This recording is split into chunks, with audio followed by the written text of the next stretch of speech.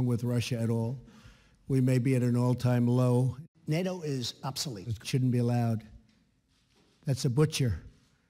That's a butcher. So I felt we had to do something about it. If Donald Trump has learned any big lesson in his 84 days as president, it's this. The job is way harder than it looks. In an interview with The Wall Street Journal released Wednesday night, Trump admitted that he had underestimated the complexities of the relationship between China and North Korea. We can't continue to allow China to rape our country. We had a very good bonding. I think we had a very good chemistry together. He learned from Chinese President Xi Jinping. Trump explained that China simply can't eliminate North Korea's nuclear capabilities. After listening for 10 minutes, I realized it's not so easy, Trump said. I felt pretty strongly that they had a tremendous power over North Korea. But it's not what you would think. Trump was forced to acknowledge a similar oversimplification when it came to his attempts to overhaul the nation's healthcare system. Now, I have to tell you, it's an unbelievably complex subject, he told a group of governors at the White House in late February. Nobody knew healthcare could be so complicated. Back in late November 2016, when Trump had barely begun to wrap his arms around the prospect of being president, former House Speaker Newt Gingrich recounted that Trump told him, "This is really a bigger job than I thought." Not immediately grasping the enormity of the presidency is not unique to Trump. It is a job, in terms of power, scope, responsibility, and expectation, that has no parallel in the country, or maybe any other. No one is totally ready to be president on day one, no matter what they say on the campaign trail. But Trump is an extreme example of this not totally getting it phenomenon due to his unique background as a political candidate. He is the first president ever elected who had never served in the military or an elected office prior to his victory.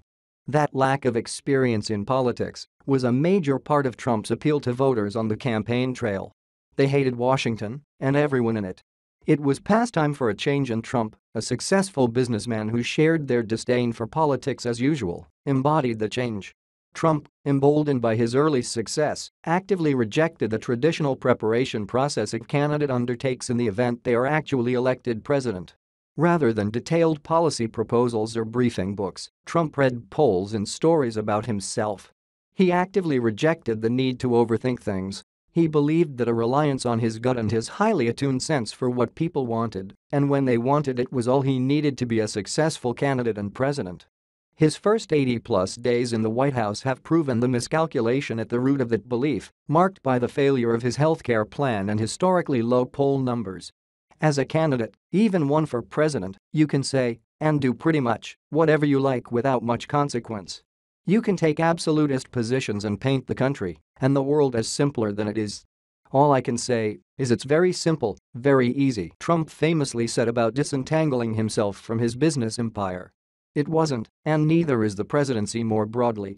If you are a Trump ally or an optimist more broadly, you see his willingness to adjust or reverse positions he staked out during the campaign as proof that he is open to new information and continues to learn how to be president.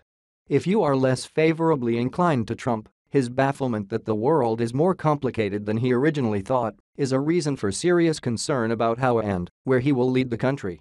What's beyond dispute is that Trump had very little idea what he was getting into during the campaign for president. Now that he's in the thick of it, he'd better be a fast learner or run the risk of being left behind.